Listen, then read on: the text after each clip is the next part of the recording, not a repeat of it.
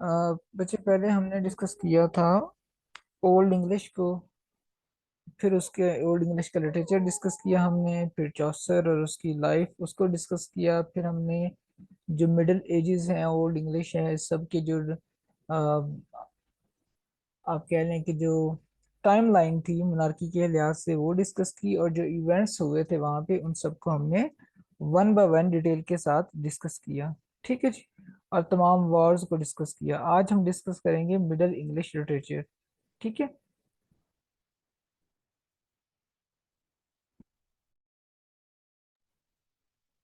Middle English literature की अगर हम बात करें तो मिडिल इंग्लिश जितना का जितना लिटरेचर लिखा गया था स्टार्टिंग में, वो सारा का सारा under the influence of French literature था। ठीक है ना। उस सब पे फ्रेंच लिटरेचर का जो है वो इन्फ्लुएंस था। बाद में इटालियन का आ गया और उसके बाद इंग्लिश में स्टार्ट हुआ। अगर मेजर जॉनरास की बात की जाए तो उसके अंदर दो थे, एक एलिगरी था और दूसरा चिवालरी रोमांसेस। ठीक है। तो एलेगरी की अगर एग्जांपल दूं तो पियर्स द प्लोमैन एक। उसके बाद अगर हम बात करें टेल्स ऑफ चिवालरी की, या शिवालरी जिसे कहते हैं, उसमें एडवेंचर्स होते थे जैसे गावन एंड द ग्रीन नाइट। और दूसरा अर्थर जो है, किंग अर्थर, उसकी जो है स्टोरीज होती थी, उसके जो राउंड टेबल नाइट्स थे उनकी स्टोरीज। ठीक है। जिसे हम अर्थोरियन लेजेंड्स या अर्थोनियन लिटरेचर कहते हैं। अच्छा जी, एलिगरी क्या है? एलिगरी बेसिकली एक ऐसा वर्क्स होता है, चाहे वो प्रोज हो चाहे वो वर्स हो। पोएटिक फॉर्म में भी हो सकता है, प्रोज फॉर्म में भी हो सकता है, और उसके दो मीनिंग्स होते हैं, एक अपर लेवल और एक डीपर लेवल का। एक जो स्टोरी चल रही होती है वो, और दूसरी हिडन सिंबलाइज जिस स्टोरी को वो कर रहा होता है, तो वो स्टोरी। ठीक है। कंक्रीट रिप्रेजेंटेशन होती है एक एब्स्ट्रैक्ट आइडिया की। और इसके अलावा ये प्रोज और वर्स दोनों फॉर्म में हो सकता है, और इसके दो लेवल्स ऑफ मीनिंग्स होते हैं जैसे मैंने पहले आपको बता दिया। इसके अलावा इसमें पर्सोनिफिकेशन का इस्तेमाल किया जाता है। जो करेक्टर्स हैं वो रिप्रेजेंट करते हैं क्वालिटीज को, आइडियाज को, जैसे विर्च्यू है, इवल है, उसको रिप्रेजेंट करते हैं। इसमें पॉलिटिकल एंड हिस्टोरिकल जो है ना एलिगरी भी है, जैसे एब्सोलम हैंड एंड एचिटोफल है। ठीक है। ये किसकी थी? ड्राइडन की थी। इसी तरह एलिगरी ऑफ आइडियाज भी है, जिसमें एक रिलीजियस एलिगरी थी, पिलग्रिम्स प्रोग्रेस, जो कि जॉन बनियन ने लिखी थी। राइट। तो ये मिडिल एजेस में पॉपुलर थे। ठीक है। और इसके अलावा एलिगरी मतलब उसका एक और स्टाइल था कि ड्रीम की सूरत में, ड्रीम विजन की सूरत में लिखी जाती थी। जैसे कि फॉर एग्जांपल जो नरेटर है, जो वो बयान कर रहा होता है, तो वो क्या करता है, वो सो जाता है और उसके अंदर वो जो ड्रीम्स देखता है ना, फिर उस तमाम ड्रीम्स को कंटेंट्स की शक्ल में रिलेट करता है, बयान करता है। ठीक है। और उसके अंदर होता क्या है, वो जो ड्रीम है, उस ड्रीम में भी उसका आगे कोई ना कोई गाइड होता है, बेशक वो ह्यूमन हो कोई या कोई एनिमल हो। ठीक है। इसकी एग्जाम्पल मैं पहले भी दे चुका हूँ। उस दिन हमने दांते की डिवाइन कॉमेडी पढ़ी। उसके अंदर वो पहले उसको लीड करता है आपका विर्जल, पहले दोनों पार्ट्स के अंदर, और लास्ट पार्ट के अंदर उसकी जो लवर है वो उसको लीड करती है। ठीक है। ड्रीम एलिगरी की जो कुछ फेमस एग्जांपल्स हैं, फॉर एग्जांपल सबसे पहले रोमन डीला रोज, ये एक फ्रेंच है जिसकी इंग्लिश ट्रांसलेशन बनती है द रोमांस ऑफ द रोज। ठीक है।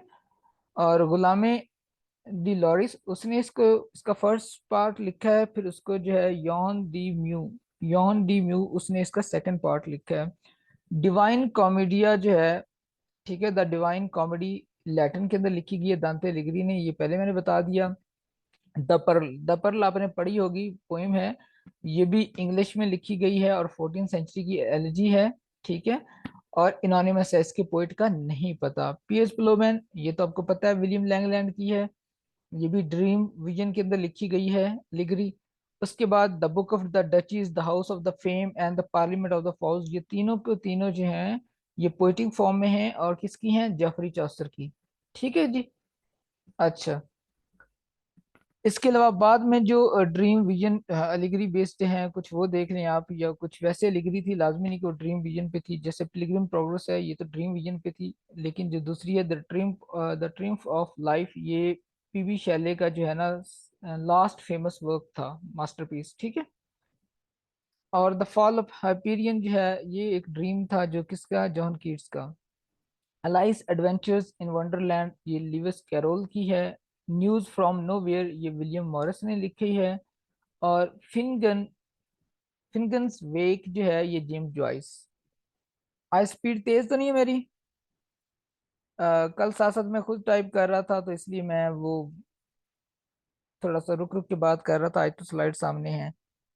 क्या आप लोग साथ मैच कर रहे हैं या पीछे हैं? तो मुझे बता दें ताकि मैं उसी हिसाब से अपनी स्पीड को जो है ना वो स्लो कर लूं। चलो ठीक है फिर। अब्बास आपने बताया नहीं आप कौन है। चलो ठीक है, जहाँ पे क्वेश्चन हो वो नोट कर लीजिएगा, लेक्चर के एंड में आप मुझसे पूछ लीजिएगा।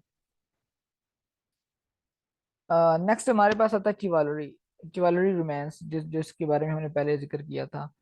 तो इसके के अंदर क्या होता है, नाइट्स जो है ना वो पहले में हमने बात की थी, किंग होते हैं, फिर लॉर्ड्स होते हैं, फिर जो लोअर नोबिलिटी होती है ना वो होते थे नाइट्स, ठीक है। और ये आइडेंटिफाइड आइडियल्स होते थे चिवालरी की जो है ना लेट मिडिल एजेस। एक उसके ट्रेड्स की बात करते हैं।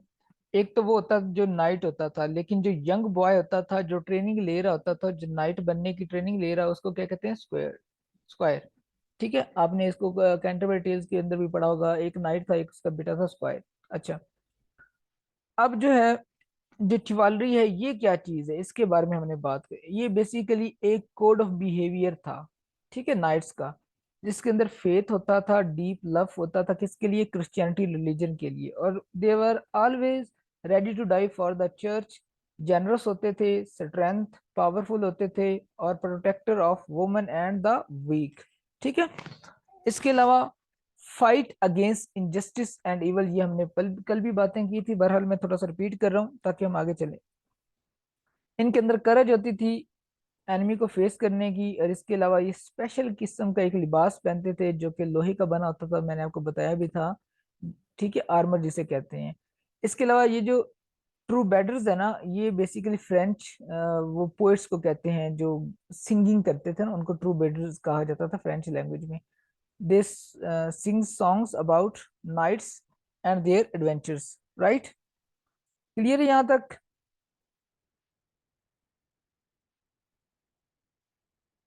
जी अब्बास, मैंने वैसे कहा था आप टेक्स्ट में कर दे, मैंने वो म्यूट किया हुआ बच्चों को। अब यहाँ टेक्स्ट में लिख दें कि आप कौन, में पढ़ लूंगा।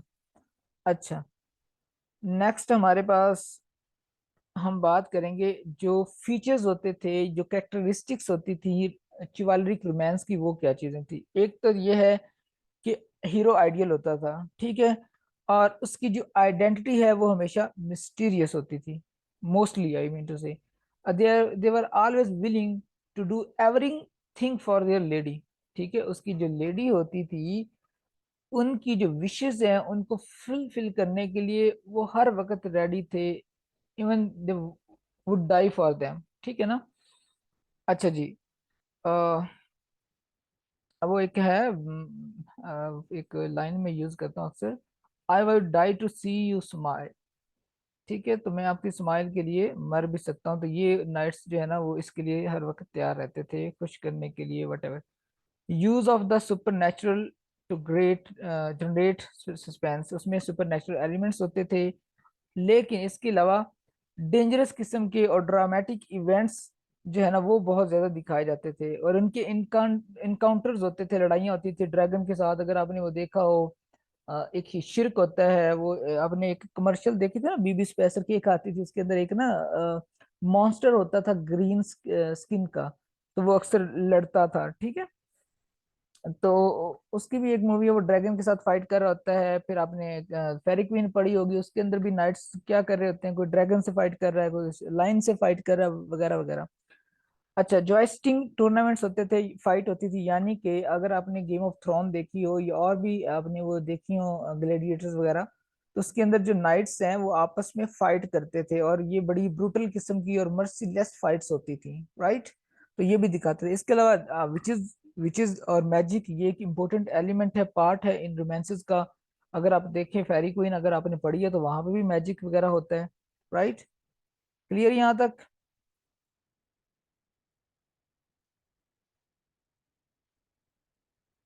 क्लियर यहाँ तक?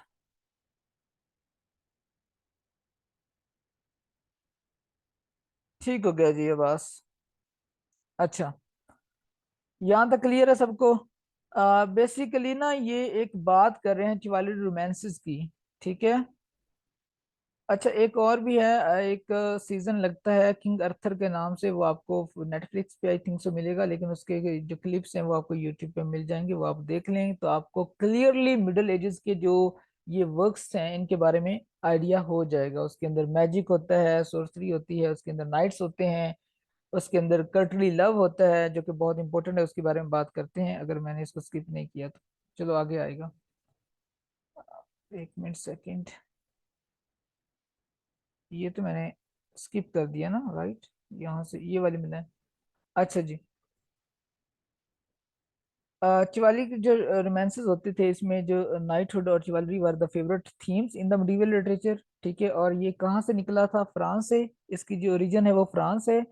और ये प्रोज और वर्स दोनों शक्लों में लिखी जाती थी। अगर हम कर्टली लव के बारे में बात करें तो ये एक इसका फेमस फीचर था जो कि मोस्टली हर रोमांस के अंदर पाया जाता था। बेसिकली तो ये प्लेटोनिक था, नॉट, आप कह सकते हैं कि ये प्लेटोनिक था, जो कि स्पिरिचुअल किस्म का लव था, आइडियल। ठीक है। इसके अंदर बेसिकली होता ये था कर्टली लव के अंदर कि जो नाइट है ना, जो स्पेशल अटेंडेंट होता था वो, या जो भी नाइट्स है जो किसी अरिस्टोक्रेटिक क्लास की लेडी के साथ अटैच था, बेसिकली मोस्ट ऑफ देम जो वो लेडीज थी ना वो मैरिड होती थी। ठीक है, उनके दरमियान और उसके जो नाइट्स होते थे उनके दरमियान ये लव होता था, लेकिन प्लेटोनिक होता था। ठीक है। इसमें जो वो नाइट है वो उस लड़की की ब्यूटी पे फिदा हो जाता था और फौरन उसके इश्क में गिरफ्तार हो जाता था। फिर वो कहते हैं ना कि जी मुझे अब समझ नहीं आ रही, मुझे तो ना भूख लगती है ना नींद आती है, मेरी नींद भी गया, मेरा चैन भी गया, वट एवर। तो वो बता रहा है कि वो सिम्टम्स नजर आते थे उनके अंदर, डिप्रेशन के, वो बीमार नजर आते थे, उनकी हेल्थ जो है वो डे बाय डे गिर रही होती थी और एंग्जाइटी होती थी उनके अंदर। तो इसके अलावा वो लेडीज के सर्वेंट बन जाते थे, और जो लेडी है वो यूजुअली मैरिड वूमन होती थी, जो मैं पहले बता चुका हूँ। तो जो उनका जो रिलेशनशिप है बेसिकली वो सीक्रेट होता था, और मैरिज उनकी नहीं होती थी, does not and in marriage, right. Clear यहाँ तक? तो ये है कर्टली लव, ये हमने डिस्कस कर लिया। अच्छा जी, अब फेमस जो चिवालरिक रोमांसेस थे उनकी एग्जांपल लांसेलॉट एंड परसिवल। ये जो लांसेलॉट है ये बहुत फेमस है, करेक्टर है उसके अंदर, किंग अर्थर के अंदर। ठीक है। तो उसके अलावा परसिवल, ये किंग अर्थर का आई थिंक तो वो फ्रेंड होता है लांसेलॉट, और उनके दरमियान जो है ना वो ये रिलेशनशिप था। उसके अलावा किंग हॉरन है, उसके अलावा पर्जीफाल है, और सर गावन एंड द ग्रीन नाइट इनोनिमस है, इसके राइटर का नहीं पता। लिमोटे डी अर्थर जो है सर थॉमस मेलरॉय ने लिखा था 15th सेंचुरी के अंदर। तो ये जो बड़ी बड़ी स्टोरीज है इनके बारे में आप यूट्यूब पे सर्च करें, कोई क्लिप वगैरह इनके बारे में देखना चाहते हैं तो आप देख सकते हैं फॉर द बेटर अंडरस्टैंडिंग। अच्छा जी, कल हमने एक बात की थी 100 ईयर्स वॉर। ठीक है। 100 ईयर्स वॉर जो है ना वो बेसिकली पहले इंग्लैंड जीतता रहा। ठीक है। फर्स्ट जो है कौन जीतता रहा?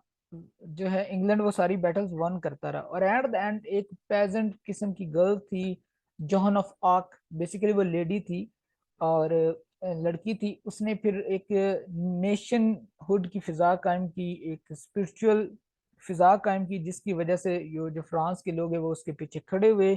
उसने फिर इंग्लैंड को शिकस्त दी, और उसके बाद इंग्लैंड जो है वो जंगे हारता गया, और एट द एंड फ्रांस जो है वो जीत चुका था, राइट। जब फ्रांस इनका दुश्मन बन चुका तो फिर इन लोगों ने क्या किया, इन लोगों ने अल्टरनेटिव रिवाइवल आया एक लिटरेचर के अंदर, यानी कि इन्होंने फ्रांस को फॉलो करना छोड़ दिया। फ्रांस के जो इन्फ्लुएंस था लिटरेचर का उससे निकलकर इन्होंने अपने स्टाइल में लिखना शुरू कर दिया, जो पहले के रोमन नॉर्मन्स के आने से पहले जिस तरह वो लिखा जाता था या ऑरली पढ़ा जाता था ओल्ड इंग्लिश पीरियड के अंदर। तो इन्होंने दोबारा से इसको रिवाइव किया। ठीक है। क्लियर यहाँ तक? अच्छा जी, इसकी एग्जांपल्स बता देता हूँ कुछ। इसके अंदर इन्होंने अलिटरेशन यूज की थी, जिसके अंदर आपको पता है कि जो कॉन्सोनेंट सेम साउंड होता है वो बार बार रिपीट हो रहा होता है। इसकी एग्जांपल अगर हम देखें, इस राइटिंग की बात करें, पहले हमने बात की थी रोमांसेस की, तब वहां पे सर गॉवन एंड ग्रीन नाइट आया था, लेकिन अब हम बात करें उनकी राइटिंग टेक्निक्स की। तो जो सर गॉवन एंड ग्रीन नाइट है वो भी अल्टरनेटिव रिवाइवल लिटरेचर की एक टाइप है। ठीक है। मोटेड अर्थर जो है वो भी इनोनिमस, ये बाद में लिखा गया, एक वो था, एक ये और है। जो रिवाइव रिवाइव होके लिखा गया था। इसके अलावा Piers Plowman by William Langland, इसके अलावा the destruction of the Troy जो कि जॉन क्लर्क ने जो है लैंकशायर से था उसने इसको लिखा। Poetry by William Dunbar. तो ये सारी की सारी इसकी एग्जाम्पल है। आज हम इटालियन लिटरेचर को नहीं पढ़ेंगे। बहुत से बच्चे अक्सर कंफ्यूज होते हैं कि सर जी जो रोमन और इटालियन लिटरेचर में क्या फर्क है। रोम, इटली भी तो पहले रोम ही था। भाई जो पहले रोम था ना उस वक्त के जो राइटर थे, जब रोमन एक बहुत बड़ी अंपायर थी ग्रीक्स के बाद, उस वक्त के जो राइटर थे हुरैस, विर्जिल और वो सेनेका वगैरह, वो उस टाइम के थे। ठीक है, बेसिकली उनका सेंटर तो इटली रोम वगैरह पूरा ही था। लेकिन बाद में वो जब सिकुड़ गया, वो एक कंट्री बन गई, तो उस वक्त वो इटली बन गया। और इटली जब जब यहाँ पे मिडिल एजेस थी ना आपके, जब ये चौसर का टाइम पीरियड था, उस वक्त ये जो दांते है और बकेशिया और पेट्रार्क वगैरह, ये उस वक्त के इटालियन राइटर थे। फ्लोरेंस इटली में पैदा हुए थे, राइट। तो ये उस वक्त के राइटर थे जिनको हमने उस दिन भी बताया था, थ्री क्राउन्स भी कहा था मैंने और थ्री फाउंटेन्स भी कहा था of medieval literature of Italy. आज हम इनके वर्क्स को डिस्कस नहीं करेंगे, ये हम ऑलरेडी पहले कर चुके हैं, राइट। आज मैं आपको समझाऊंगा सोनेट, इटालियन सोनेट, उसको डिस्कस करेंगे। उसके अंदर ऑक्टिव क्या होता है, सेसेस क्या होता है, आयाम्बिक पेंटामीटर क्या होता है, ठीक है, सेसोरा क्या होता है, ये सारी चीजें देखते हैं, राइट। स्पीड तेज तो नहीं है मेरी? अच्छा मारवी, कौन सा पॉइंट रिपीट करना मुझे बता दे, मैं रिपीट कर देता हूँ। जो भी रिपीट करना है मुझसे पूछ ले, मैं फिर रिपीट कर दूंगा। यहाँ पे टाइप करते हैं। जी आप लोग सो तो नहीं गए हैं? अगर एक्टिव हैं तो यहाँ पे यस और नो लिखा करें, ताकि मुझे पता चले कि आप लोग जो है ना वो जाग रहे हैं।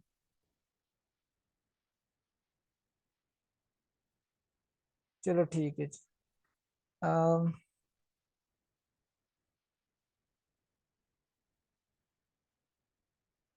ये मैंने बात की थी कि जब फ्रांस के साथ 100 इज वॉर थी, तो लोगों ने फ्रेंच इन्फ्लुएंस के तहत जो लिटरेचर लिख रहे थे उसको छोड़कर अपने इंग्लिश जो ओल्ड उनका तरीका था, जैसे ओल्ड इंग्लिश पीरियड में लिखते थे, बिल्कुल वैसे उन्होंने लिखना दोबारा से स्टाइल उसको रिवाइव किया। ठीक है। अच्छा, पेट्रार्कन सोनेट या इटालियन सोनेट बेसिकली 13 सेंचुरी के अंदर ये जो है ओरिजिनेटेड की गई थी। कहाँ पे? इटली के अंदर। ठीक है, वहां से इसको थॉमस वाइट लेकर आया इंग्लैंड के अंदर। ठीक है जी। तो जो पेट्रार्कल सोनेट है उस वो 14 लाइंस की सोनेट होती है और आयम्बिक पेंटामीटर में लिखी जाती है। उसके दो हिस्से होते हैं। पहला ऑक्टेव जिसे कहा जाता है, ठीक है, और ऑक्टेव के अंदर 8 लाइन का एक सेंटेंजा होता है, और उसके बाद एक सेसेट होता है जिसके अंदर 6 लाइंस होती हैं, राइट। टोटल कितनी होगी? 14 लाइंस। पहली 8 लाइंस को क्या कहा जाता है? ऑक्टेव। ये बहुत फेमस क्वेश्चन है, ये भी ध्यान में रखिएगा। सेकंड, उसके बाद जो नेक्स्ट 6 लाइंस होती हैं उनको सेसेट कहा जाता है। और 8 और 6 लाइन जो है ना, 8 और 6 लाइन, इनके दरम्यान में एक पाज आता है। ठीक है, एक पाज, उस पाज को सेसोरा कहा जाता है। क्लियर है? यहाँ पे ये जो हैंड अगर आपको नजर आ रहा हो, ये तो ऑक्टेव हो गया ना, पहली 8 लाइंस। फिर नेक्स्ट 6 लाइंस को क्या कहा जाता है? सेसेट, ये जो आपको नजर आ रहा है। ठीक है, ये जिसको मैंने हाईलाइट कर दिया है। अच्छा अच्छा।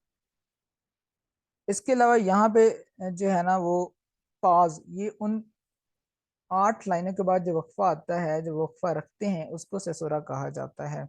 अब आयम्बिक पेंटामीटर क्या होता है? बेसिकली जो आयम्बिक पेंटामीटर होता है, ये एक लाइन होती है जिसके अंदर 5 मेट्रिकल फीट होते हैं और 10 सिलेबल होते हैं।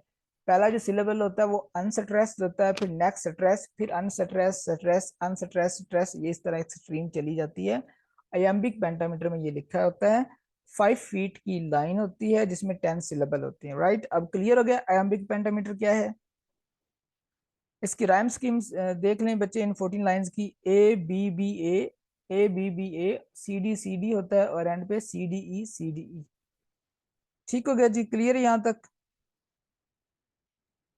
अस्सलाम वालेकुम। जी जी बच्चे, क्लास लें आप। जो भी क्लास के अंदर आ गया है वो क्लास ले। आप बेशक कल ज्वाइन कर लीजिएगा क्लास, आज आप ले सकते हैं, कोई इशू नहीं है। अच्छा जी, आगे चलते हैं। आज मेरे ख्याल में आप लोगों को काफ़ी चीज़ें जो है इंशाल्लाह सीखने को मिलेंगी। अच्छा, नेक्स्ट इसके अंदर और क्या फीचर्स होते थे सोनेट्स के अंदर, ठीक है। एक तो इसके अंदर ना आर्टिफिशियल जो है ना, वो कह लें कि लव थीम होते थे, यानी कि जो रियल नहीं होते थे लेकिन खुद बनाकर ना उन्होंने इवेंट्स को पेश किया होता था, ठीक है। इसके अलावा कंसीट्स होती थी, वो तो आपको पता है ना, फार फेच्ड आइडियाज, ठीक है जी। मैं कहता हूँ जी मेरा दिल ऐसे टूटा है ना जैसे चांद के टुकड़े हो गए। अब दिल कहाँ पे है, चांद कहाँ पे है, दिल यहाँ पे जमीन पे है, चांद आसमान पे है। तो एक तो फासला बहुत ज्यादा है, फिर उनका जो कंट्रास्ट कंपैरिजन पेश किया जा रहा है, ठीक है। तो इनको फार फेच्ड आइडियाज कहा जाता है, कंसीट्स। इसके अलावा इसके अंदर इतनी ज्यादा एग्जेजरेशन होती थी। फॉर एग्जांपल, मैं कहता हूँ I am hungry, even I can eat thousands buffaloes. अब मैं इतना भूखा तो नहीं हूँ कि मैं भी हजारों भैंसे खा जाऊं, लेकिन ये एक बोलने का वो तरीका होता था। एग्जेजरेशन जो है वो आइडियलाइज वगैरह की जाती है, ठीक है। अब इसके अलावा जो इनकी जो वो लेडी होती थी, डिस्टेनफुल मिस्ट्रेस होती थी, कोल्ड, क्रूअल, ब्यूटीफुल, ब्यूटीफुल होती थी लेकिन मर्सीलेस होती थी, एरोगेंट होती थी। उसको कोई फर्क नहीं है कि भाई जो उसका लवर है वो कितना डिस्ट्रेस है, कितना परेशान है, उनको इससे कोई लेना देना नहीं था। अच्छा, ब्लासम कन्वेंशन से मुराद है कि इसके अंदर जो बॉडी होती थी इंसान की, आई मीन टू से लवर वगैरह, उसकी जो बेसिक पार्ट्स हैं उनकी detail description one by one जो है वो डिस्कस करते थे। ये फीचर्स थे पेट्रार्कन सोनेट के। अच्छा जी, नेक्स्ट चलते हैं। कुछ और उस मिडिल पीरियड के जो मेजर वर्क्स थे, एक तो ये लेमन्स ब्रूट है, इसकी हिस्ट्री ऑफ ब्रिटेन। ये वर्क पूछा जाता है कि ये किसका लिखा हुआ है, तो ये लेमन्स ब्रूट का है और ये पोइम की शक्ल में लिखा गया है, ठीक है। और लास्ट, अच्छा जी, ये भी वो एक उसी अल्टरनेटिव रिवाइवल की शाख है। अच्छा जी, the owl and the nightingale, ये पहले भी हम बात कर चुके थे उस दिन भी कि ये इनोनिमस है। और इसके अंदर क्या होता है, जो पोइट है वो सुनता है conversation between the owl and the Nightingale, वो डिबेट कर रहे होते हैं। और ये एक किस्म की डिबेट पोइट्री की एक फाइन एग्जांपल है, one of the earliest example of debate poetry. तो वो डिबेट क्या करते हैं कि विच इज बेटर, हैप्पीनेस और सॉरो, क्या इसमें अच्छा है, तो ये उस पर लिखी गई है। नेक्स्ट, चौसर का हमने बायोग्राफी डिस्कस की, चौसर की बाकी जो लाइफ के अंदर जितने भी मेजर इवेंट्स हैं उनको हमने डिस्कस कर लिया था। उसका कैंटरबरी वर्क्स जो कैंटरबरी टेल्स वर्क्स था वो रहता था, वो बहुत लंबा था, उसके लिए स्पेशल एक दिन चाहिए था, तो अभी उस दिन हमने डिस्कस नहीं किया था। आज फिर कोशिश करेंगे बहरहाल। आज हम डिस्कस करेंगे चौसर के कॉन्टेम्परेरीज को, उनके वर्क्स और चौसर के अपने वर्क्स, ठीक है। चौसर की जो लिटरेरी कैरियर है वो तीन पीरियड्स में डिवाइड है।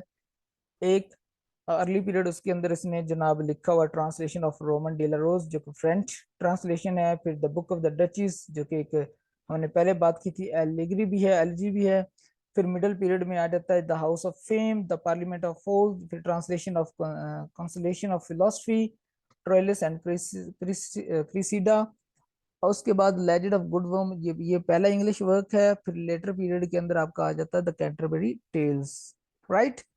अब हम इसके वर्क्स को देखते हैं। The book of the duchess, basically ये चौसर का जो फर्स्ट ड्रीम विजन था। The book of the duchess ये उसका ड्रीम विजन था जो उसने लिखा था। ऑक्टोसिलेबल कपलेट्स के अंदर लिखा गया हुआ है। ऑक्टोसिलेबल जो कपलेट होता है बेसिकली इसके अंदर 8 सिलेबल होते हैं, ठीक है। यानी कि एक वर्स जिसके अंदर 8 सिलेबल हों उसको ऑक्टोसिलेबल सिलेबिक कपलेट्स कहा जाता है। इसका जो प्रोलॉग है वो बहुत लॉन्ग था, ये भी ध्यान में रखिएगा। लॉन्ग प्रोलॉग किस किस वर्क का था, ये भी क्वेश्चन में पूछा जा सकता है। ये डिटेल आज इसलिए मैं पढ़ा रहा हूँ इनके वर्क्स की, क्योंकि आपने बहुत सारी बुक्स देखी होंगी, बहुत सारी वेबसाइट देखी होंगी, जब वहां पे आप क्वेश्चन पढ़ते हैं ना, क्वेश्चन आप पढ़ लेते हैं, रट्टा लगा लेते हैं, बाद में क्वेश्चन भूल भी जाता है और आपको याद भी नहीं रहता, ठीक है।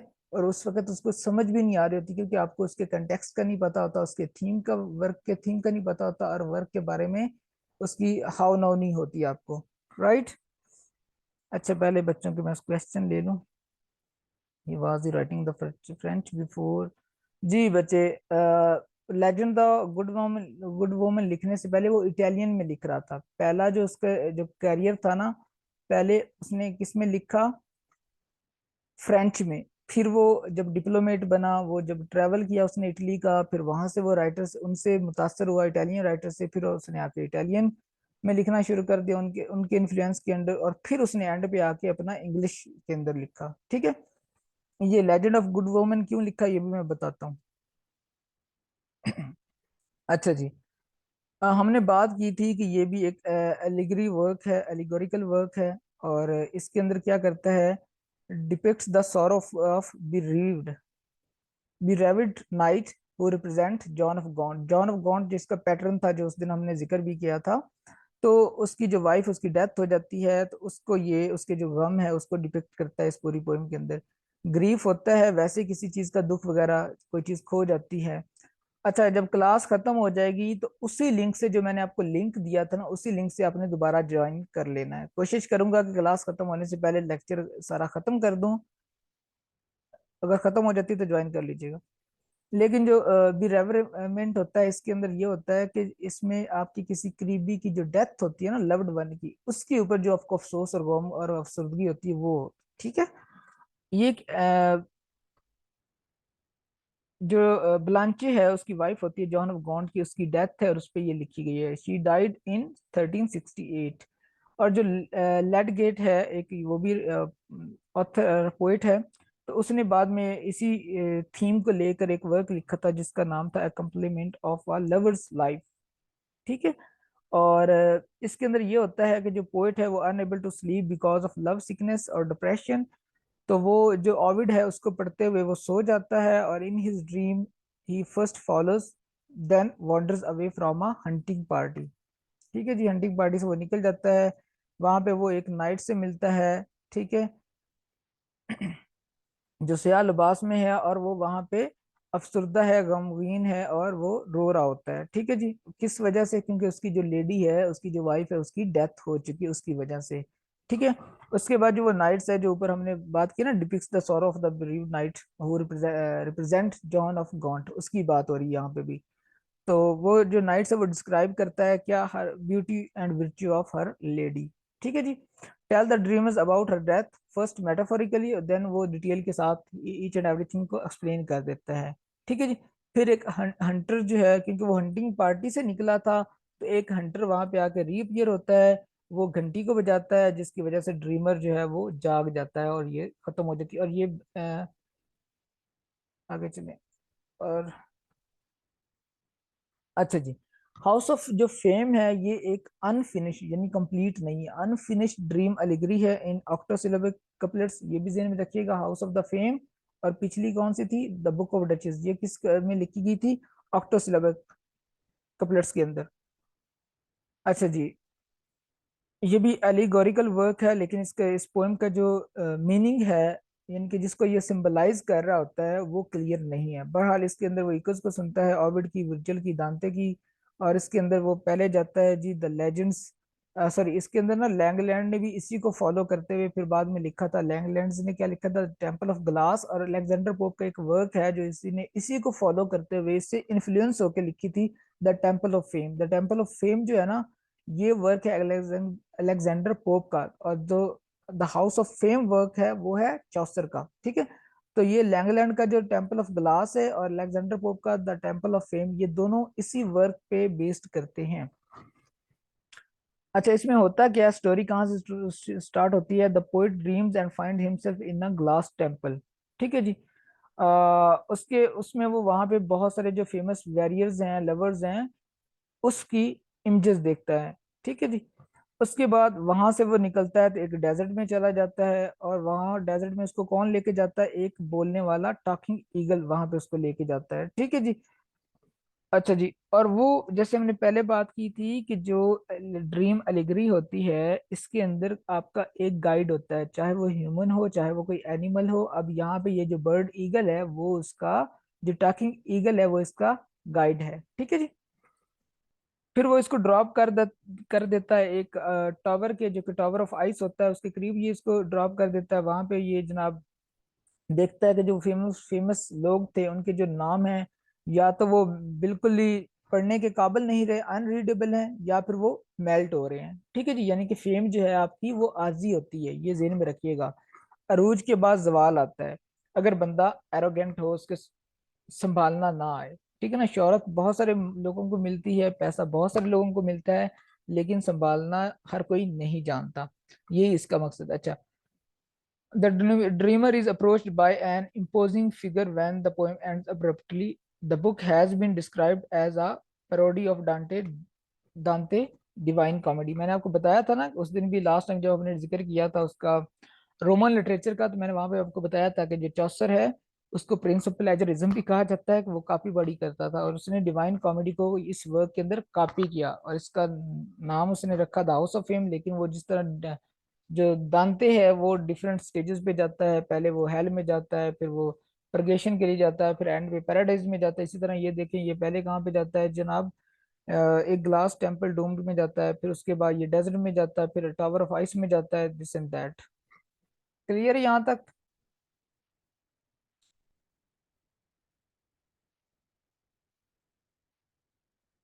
बच्चे मैं जब आपसे पूछूं क्लियर, फिर यस और नो लिख दिया करो, ताकि मुझे पता चले कि मैंने आगे मूव करना है या नहीं।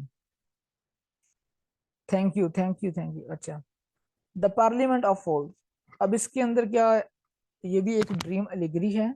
ठीक है, 7 लाइन चौसरियन जो सेंटेंस है ना, वो कितने लाइन का होता है? 7 लाइन्स का। ये ज़हन में रखिएगा, ये क्वेश्चन आता है कि चौसरियन सेंटेंजे में कितने लाइंस होती हैं? 7 लाइंस होती हैं। इसकी rhyme scheme a b c c, ये पूछी नहीं जाती। बहरहाल याद रखेंगे तो याद रख लेना।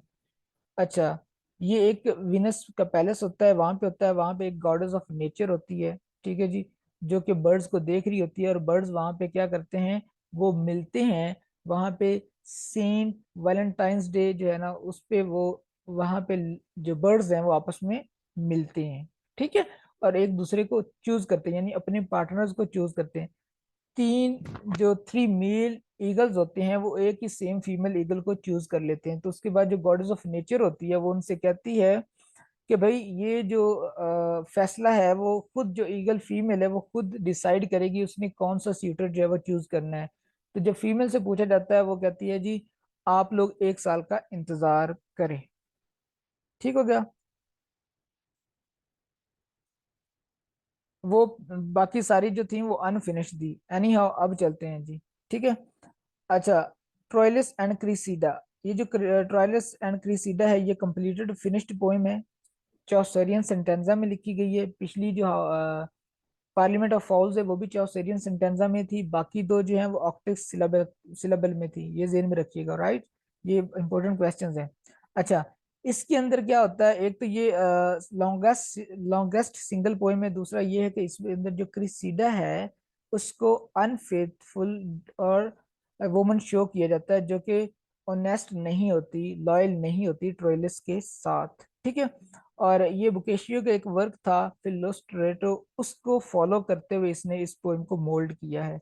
ठीक है, और इसके अंदर वो जो कर्टली हमने पीछे पढ़ा था ना, कर्टली रोमांस, कर्टली लव, तो उससे ये रिजेंबल करती है।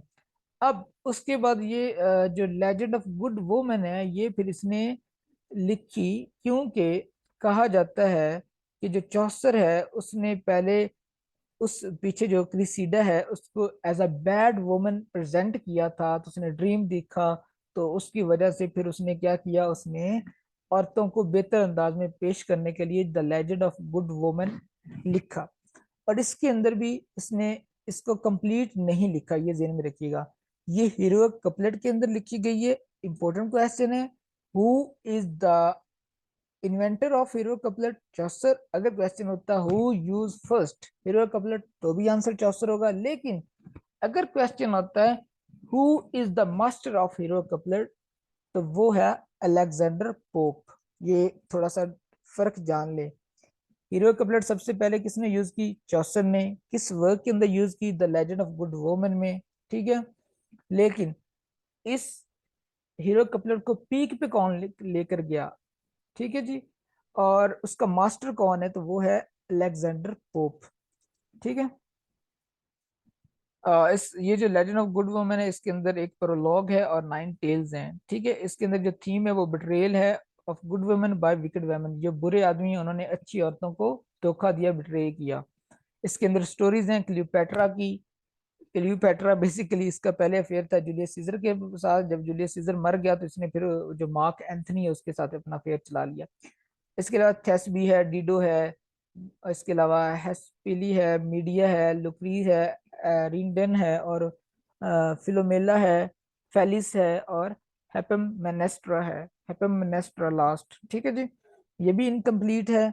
और वो जो नीचे लिखा हुआ, वो मैंने आपको पहले बता दिया कि इसने पहले एक वुमन को बैड तरीके से प्रेजेंट किया ट्रोइलस एंड क्रीसीडा में, और अब इसने उसके रिग्रेशन में ये जो है वर्क लिखा। अच्छा जी, होपफुली आज के लिए इतना ही था। नेक्स्ट हम दो राइटर्स पढ़ते हैं, other works of Geoffrey Chaucer, legend of Saint Sicilia,